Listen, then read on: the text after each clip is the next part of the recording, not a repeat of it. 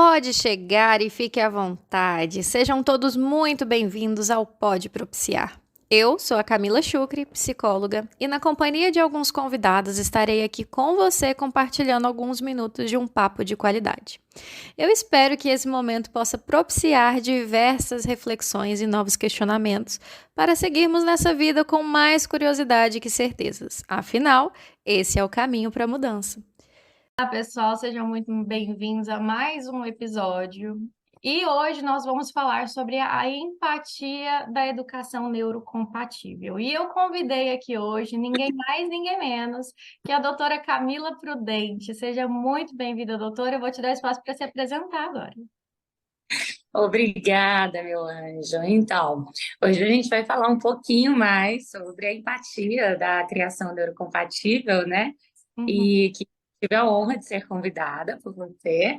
Eu sou pediatra, atuo na pediatria há 10 anos, de formação especialista eu tenho 3 anos, e desde que eu conheci o movimento neurocompatível, da criação neurocompatível, eu falo que a minha vida, assim, criou um propósito. Então, ter essa empatia com a criança, esse respeito com a criança, ressignificou muito os meus atendimentos. Então, foi incrível. Obrigada pela oportunidade. Ó, já vou adiantar aqui para o pessoal que assiste que eu babo no seu trabalho. Não à toa, meu filho é seu paciente. Eu indico para as minhas pacientes também o seu trabalho, né, de acompanhamento, porque é um acompanhamento integral, né, com a família como um todo, não somente com a criança. E isso vem também da educação neurocompatível, não vem? Vem, Camila, eu acho muito importante esse conceito. Eu falo que eu faço uma pediatria integrativa familiar, porque não tem como. A criança ela se funde ao meio familiar, não tem como separar a criança da família. Até no início dos meus atendimentos, às vezes eu falo assim: olha, gente, eu vou entrar no meio familiar de vocês, eu vou saber como é que vocês vivem, o que que vocês comem, a hora que vocês dormem, saber como que está aquele círculo familiar da criança. E também os pais têm a oportunidade de trazer quem quiser da família. Eu falo assim, desce a van e vem, entra aqui no consultório, que graças a Deus o consultório é bem amplo, e eu já coloquei 8 pessoas, 10 pessoas no consultório, às vezes na introdução familiar ou na introdução alimentar, em outras aulas de que eu falo que não é nem consulta, são aulas, para que essa família esteja unida, né, e dando também maior empoderamento para essa mãe no maternar. Isso. E acaba sendo realmente uma comunidade, né? Vem daquele ditado, né? A comunidade que cria a criança, no final das contas, porque os pais eles precisam da rede de apoio. A rede de apoio ela é algo fundamental. E quando você tem uma educação que você escolhe a forma de você educar e não aquela que você simplesmente replica o que você foi assim aprendendo ao longo da sua infância, você precisa reforçar suas escolhas com a sua rede. Né? Eu acho que por Sim. isso a importância de compartilhar esse momento, seja numa consulta com uma pediatra, seja numa reunião escolar, de a comunidade estar ali presente, sabendo o que está sendo escolhido. Sim, e a informação, ela trata a ignorância, né? O preconceito. Uhum. Para as minhas famílias, que o que era 20 anos atrás não é mais hoje, o que era 30 anos atrás, o que era o final do ano passado não é mais hoje. E quando essa família, ela entende, quando a gente tem a oportunidade de alguém que está estudando ali, seja o psicólogo, o professor ou o pediatra, e traz essa família junto, essa família ela tem a oportunidade para tirar todas as dúvidas e se informar e fazer o mesmo direcionamento, né? Eu tenho famílias que chegam lá, às vezes, com avós, tias, madrinhas, que não acreditam muito naquele princípio que a família está levando da educação. Mas quando a gente começa a explicar fundamentos científicos, entendimentos, a família sai totalmente esclarecida dali. E quando a gente fala de uma educação neurocompatível, assim, em termos simples, como que você diria? A criação neurocompatível é um movimento. Eu falo que nós, profissionais, somos instrumentos de uma revolução, de uma resistência que está acontecendo, graças a Deus. Ela foi criada, pela Márcia Tozin, uma psicóloga, que foi gerada há 5, 6 anos atrás, mais ou menos, que é baseada muito no respeito à criança, no seu desenvolvimento cerebral. O que Uhum. a criança aprende com 1 mês, 2 meses, 1 ano, 2 anos? entendendo qual a formação cerebral dessa criança, e é muito baseado na psicologia evolucionista, de como nós chegamos aqui até hoje, né? Porque, pensar bem, nós temos 7 milhões de anos datado do primeiro hominídeo até hoje, Uhum. 300 anos de Homo sapiens, 5.000 anos de sociedade. Então, assim, o que são 7 milhões de evolução para 5.000 de sociedade, de cultura que nós temos? Então, muitos dos nossos as nossas ações, nossa formação cerebral, tudo isso vem da nossa evolução natural da espécie humana. Sim, sim. E quando a família olha para esse lado, né, de entender de fato o que que acontece no cérebro daquela criança em cada fase de desenvolvimento, fica mais fácil de acessar essa criança, de saber como abordar aqueles comportamentos inadequados, né, que as pessoas falam das birras, às vezes a dentição em si que traz um comportamento diferente da criança, a capacidade de compreensão dessa criança, o quanto é importante a gente saber disso para conseguir amparar essa criança sem negligenciar, sem sobrepor, sem se colocar enquanto autoritário em relação àquela criança, mas de fato compreendendo a capacidade dela. E através disso é muito bom, porque os pais começam a entender o porquê. Ah, por que que ele está acordando várias vezes à noite? Por que que no primeiro mês a gente tem que colocar a criança no sol e depois as sonecas do dia têm que ser bem consolidadas no escuro? O porquê da birra, que eu falo assim, que quem faz birra são vocês adultos que manipulam, chantagiam a criança, ela tem crise de irritabilidade. E quando a gente olha para o processo evolutivo, a gente começa a entender e explicar para os pais: olha, essa criança com 2 anos de idade, ela está adquirindo suas habilidades, então ela quer ser autônoma, então ela precisa escolher, ela precisa dessa autonomia, só que muitas vezes essa autonomia não é segura para ela, e a gente está ali do lado para proteger e ensinar ela como adquirir essa autonomia. Então, assim, é incrível como que através da educação neurocompatível, a gente falando para os pais e eles entendendo o tanto que eles ficam menos ansiosos, que assim, pai e mãe já geram uma culpa desde que nasce. Ou eles estão achando que tem culpa demais por estar fazendo demais, ou por deixar de estar fazendo e não estar compreendendo aquela criança. E quando a gente explica direitinho, isso fica tão mais fácil, parece que sai. Eles falam assim para mim: nossa, doutora, você tirou um peso das minhas costas. E simplesmente entendendo o que é o normal, porque muitas vezes, eu falo que 90% da pediatria, o que eu vou falar para vocês, assim, mas é normal. E eles, mas como, doutora, que é normal a criança se jogar no chão e ficar. Então, tira os pesos das costas dos pais, até porque a acessibilidade à informação traz essa tirada de peso das costas dos pais. Sim, e o conhecimento ele traz esse conforto, né? Às vezes eu brinco muito, bato muito na tecla que às vezes o óbvio precisa ser dito. Porque às vezes Isso. tem uma coisa óbvia, né, pra gente, né, ou até mesmo para os próprios pais, mas que ela precisa ser consolidada, ela precisa ser verbalizada, para aquilo de alguma forma tranquilizar. E aquilo que não é óbvio, a gente precisa, sim, dessa busca pelo conhecimento e até mesmo pela reconstrução das nossas crenças. Porque quando nós nos tornamos pais, né, a gente precisa revisitar a nossa infância, a gente precisa revisitar quem nós fomos enquanto filhos, para conseguir fazer quebras de ciclos, para conseguir trazer essa comunidade dos avós para dentro do seu consultório, por exemplo, para eles terem essa abertura ao novo, né, as novas configurações, porque os pais eles vão formar uma nova família. Então eles precisam se adequar à própria linguagem que eles vão criar, vindo de duas famílias diferentes. A criação neurocompatível, o movimento, ele tem muito disso, de quebrar ciclos transgeracionais. O que eu costumo falar é que não é que os nossos pais foram maquiavélicos, maus, de nos criarem muitas das vezes com processos de humilhação, punição, açoites, né, como a maioria dessa geração foi criada. É porque naquela época eles não tinham tanto acesso à informação, essa informação enxurrada de informações. Não tinham pediatras que pudessem ser instrutores ali de um comportamento da criança, que soubessem ali um pouco mais. Não tinha nem pediatra. Eu nunca fui levada numa pediatra, para você ter noção. Mas eles criaram a gente por instinto, praticamente. instintos esses adquiridos dos pais, dos pais, dos pais, né? Por Dos avós. repetição, né? Um instinto que vinha da repetição.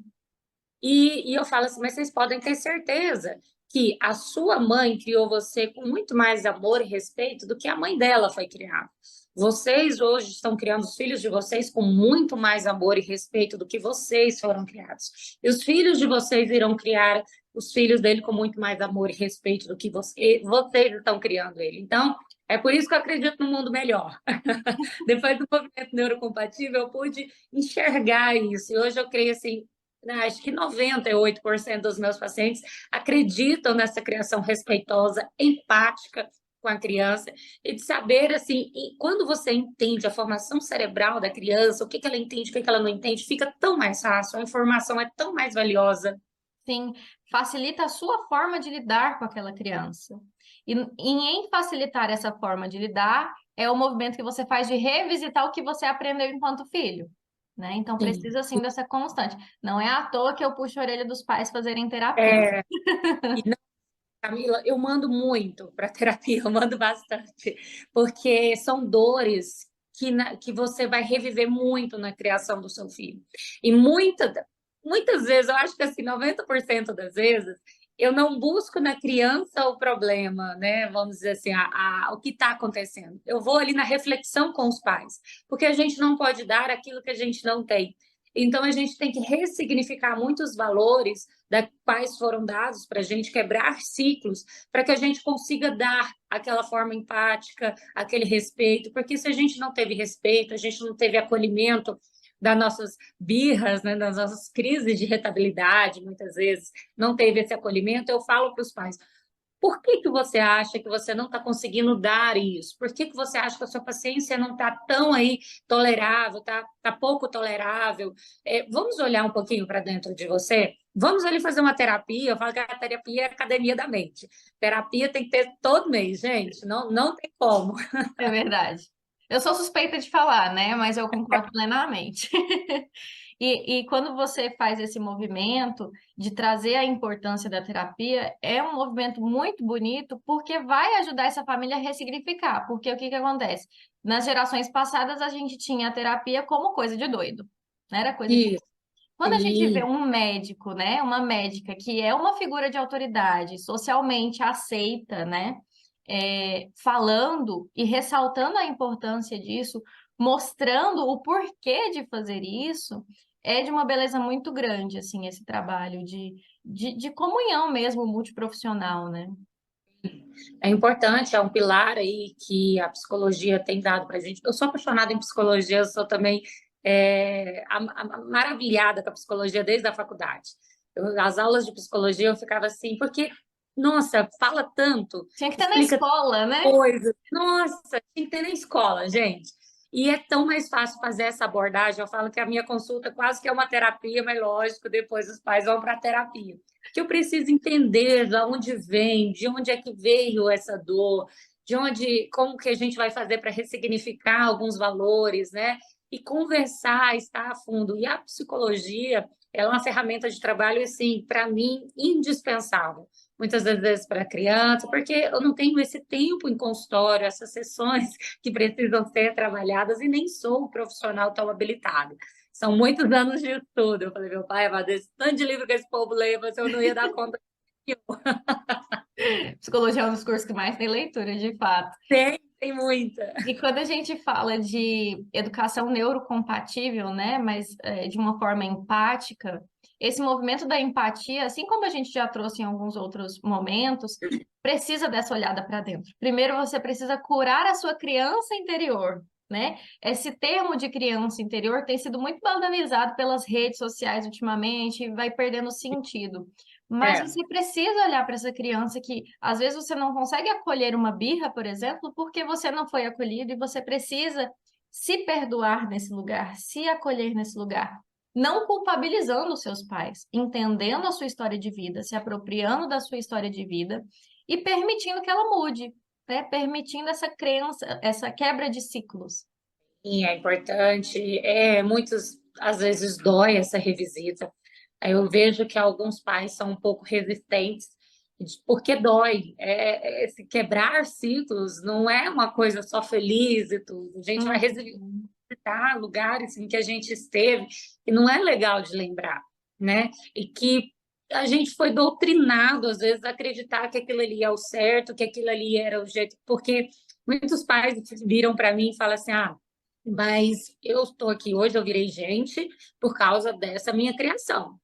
Aí eu já até coloco, falando um pouco no mais no pessoal. Gente, eu acho que eu também virei gente. A minha criação foi muito punitiva, muito humilhativa, às vezes assim, de castigos e tudo. Mas assim, minha mãe, meu pai não tenho que reclamar, mas eu sofri essas decepções.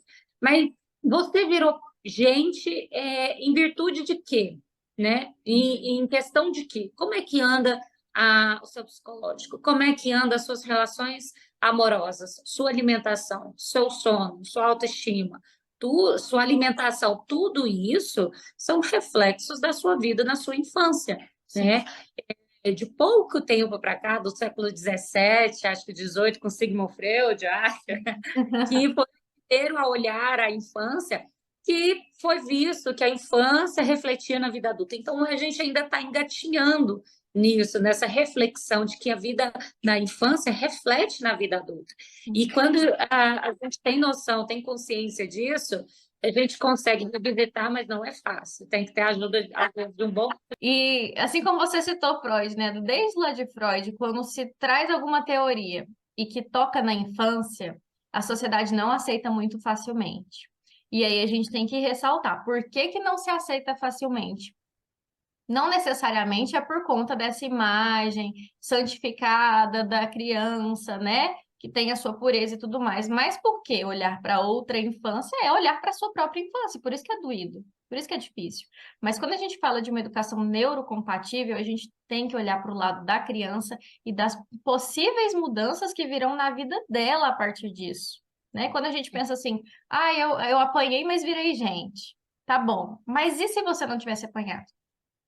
E se você tivesse sido acolhido? E se você tivesse sido validado? E isso não é passar por cima da sua autoridade de pai e mãe. Quando você faz esse movimento, e precisa ficar muito claro, não é você ser permissivo, não é você ser Isso. negligente, é você ser ciente do que aquela criança é capaz, respeitar o momento dela, né, de desenvolvimento, mas também colocar a sua educação presente naquilo. É você olhar para a forma que você vai fazer isso. É muito importante essa avaliação, Camila, porque o pessoal acha que a educação neurocompatível, a criação, é uma questão de permissividade, assim, aberta aos quatro cantos, que a criança não consegue ter limites, que a gente não coloca limites e tudo. Mas é totalmente em verdade. A criação neurocompatível, a gente respeita o processo evolutivo da criança, respeita os seus sentimentos, as suas ações, mas sempre com limites. Sim, eu falo que é assim, a gente vai deixando essa criança andar ali para aquele campo, mas na hora que chega perto do abismo ali, a gente, opa, agora não dá mais, vamos voltar, não é assim, mas gerando uma certa autonomia e respeito com aqueles sentimentos. E não é ser permissivo, nós temos limites, sim, aquele limite que pode atingir a saúde da criança, que pode danificar alguma parte ali de processo dela de evolução, e a gente vai colocando regras e limites, sim, não tem. E também tem a forma empática, né? Eu falei com a Camila antes da gente, ela falou, Camila, qual é, tema que a gente pode falar, né? Então eu falei, Camila, eu gosto muito que eu estou falando bem agora ultimamente, é sobre a gente se colocar no lugar da criança. Entender o porquê que muitas vezes eu fico vendo, nós somos tão mais respeitosos e carinhosos com a gente adulto, e com a criança a gente às vezes não tem esse respeito, esse acolhimento que deveria ter, por mais incrível que pareça. É mais fácil a gente ser muito mais rígido com a criança do que rígido com o adulto. Nossa, e o quanto dói ver situações dessa forma, né? Me toca assim que eu não consigo nem dizer. Me dói ver as crianças sendo desrespeitadas, os pais às vezes se sobrepondo, né? Nessa tentativa mesmo de ser autoridade. E ao mesmo tempo não conseguindo lidar com aquela situação, né? Não resolvendo de fato, apenas silenciando ou postergando esse problema. não acolhendo as dores dessa criança e não entendendo até o porquê que ela faz aquilo. Então, assim, um dos exemplos que eu dei até no meu Instagram um dia aí foi sobre o sono. Ah, porque criança tem que dormir em qualquer lugar, que criança tem que aprender a dormir em qualquer lugar. Ela tem que ir lá, tem que ir no meio do bar, vocês têm que sair, ela tem que dormir lá, ela tem que dormir no meio da reunião familiar, ela tem que saber dormir em qualquer lugar para quando vocês saírem fora de casa. Aí eu me viro e me pergunto: vocês dormem no meio do bar? Vocês dormem no meio da reunião familiar? Eu só acho que o ser humano mais enjoado para dormir, Camila, porque eu preciso de um quarto escuro. Se tiver uma luzinha de uma TV, qualquer coisa, do ar-condicionado, eu tenho que colocar fita isolante. Somos Eu tenho que ter duas! eu tenho que ter meu ruído branco, eu tenho que ter meus 3 travesseiros e uma coxa grossa em cima de mim ainda. Então, eu falei, por que que com a criança a gente tem que dormir em qualquer lugar? Por que que tem que ser desse jeito, né? Lógico, um dia ou outro a gente está saindo, ela por cansaço, às vezes não dá conta de acompanhar aquela rotina, e vai dormir em alguns lugares, mas não é que tem que ser assim. Assim como eu saio do dia da minha rotina, quando o meio de semana que eu saio da rotina, no outro dia eu fico 2, 3 dias para recuperar meu sono. Eu Sim. fico toda batida. Então, existem situações e quando a gente se coloca no lugar da criança e é empático para poder esclarecer e entender isso, muitas vezes é o óbvio, mas muitas pessoas se recusam a se colocar no lugar da criança. Eu falo para os pais, quando vocês tiverem dúvida se vocês estão fazendo certo ou errado, se coloquem no lugar da criança e imagine como lá no meio natural, antes das cavernas, alguma coisa, se isso seria benéfico, natural para a criança ou não. Aí você já vai ter um rumo para saber como é que tá. Muitas dessas atitudes, né, que a gente vê enquanto diz respeito à criança, às necessidades dela, sejam fisiológicas, neurais ou qualquer outro tipo de necessidade, ela diz de uma serventia dessa criança em relação aos pais. Então, ela precisa atender a uma necessidade do adulto. Que o Sim, adulto, ele está nesse lugar eucêntrico, né? Esse lugar de eu que estou no centro, eu que decido tudo, eu que sou a autoridade, você responde a mim. E muitas vezes, se isso for feito em um lugar igual ali, de que as minhas necessidades são tão importantes quanto as suas, a gente vê uma educação respeitosa, sem precisar desrespeitar ninguém, sem precisar passar por cima de autoridade, sem precisar se sobrepor, né? Porque naturalmente a criança ela já está em um lugar inferior ao adulto. É só você olhar o tamanho. Pensa em como a criança te enxerga olhando para cima. Ela já te vê em um patamar diferente. Qualquer coisa que você vai fazer em relação a essa criança, ela vai te ver enquanto autoridade. Então, a gente não precisa levantar a voz, a gente não precisa ser grosseiro, a gente não precisa se impor e se reafirmar nesse lugar.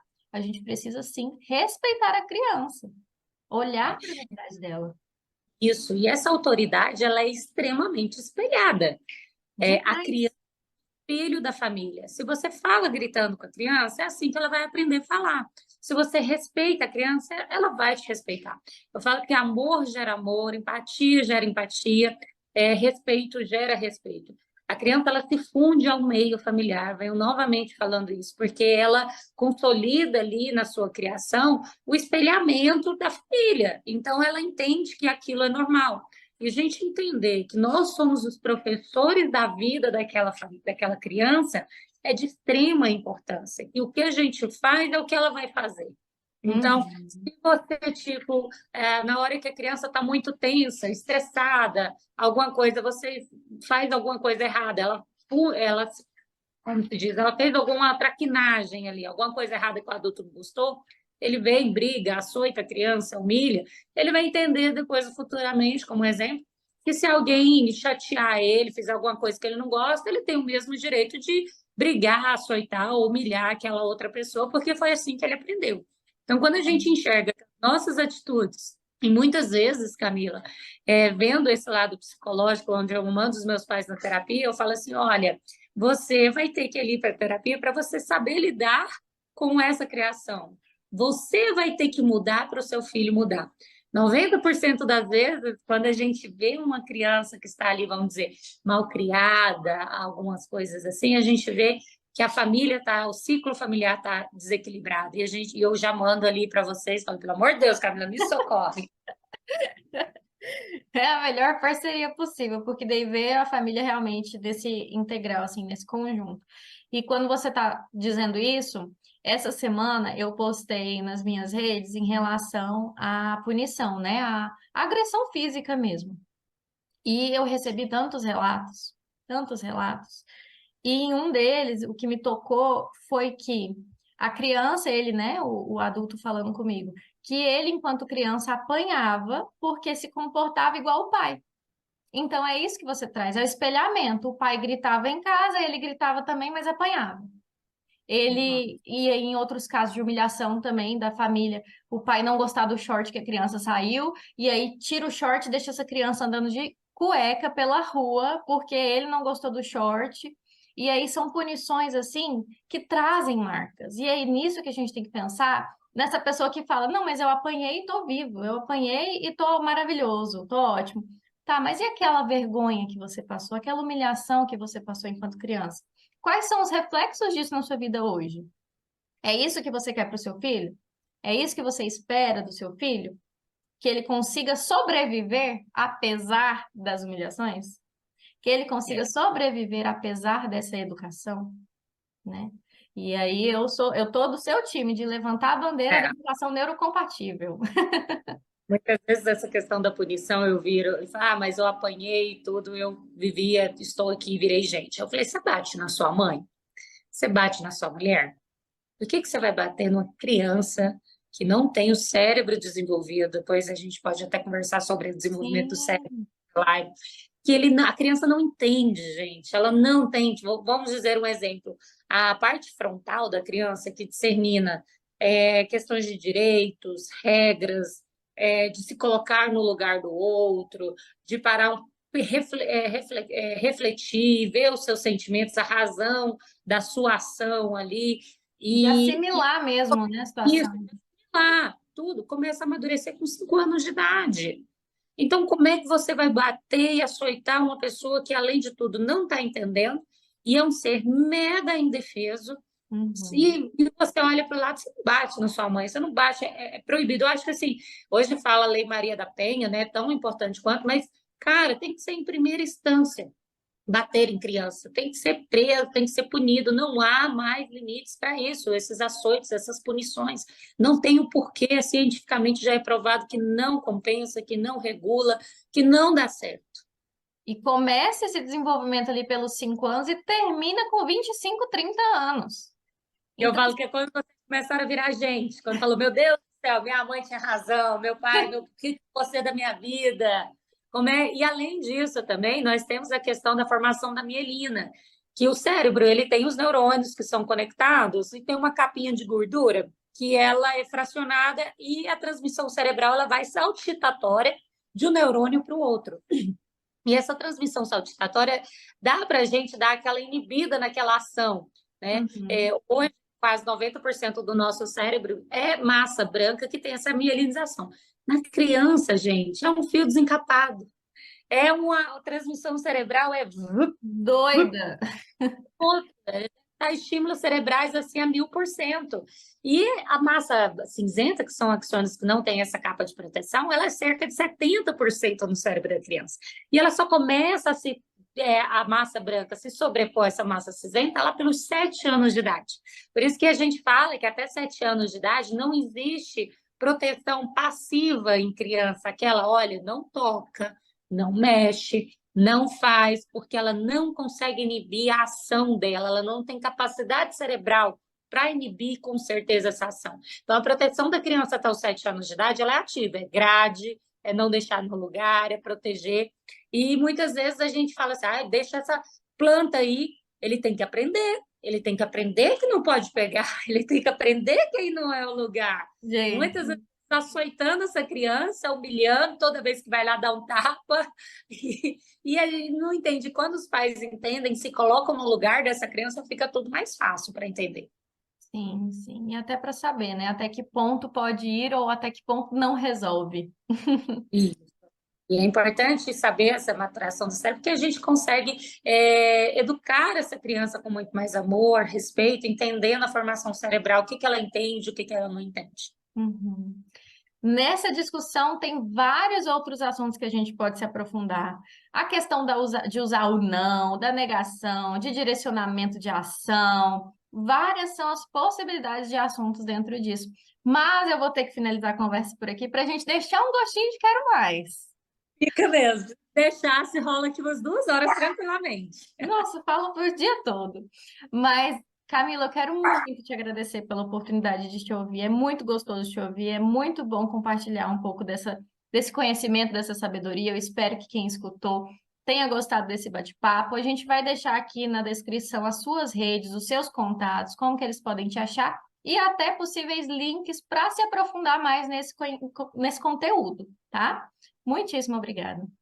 Obrigada, Camila. Foi um prazer enorme. Pode contar comigo sempre aqui. Tá certo, até a próxima.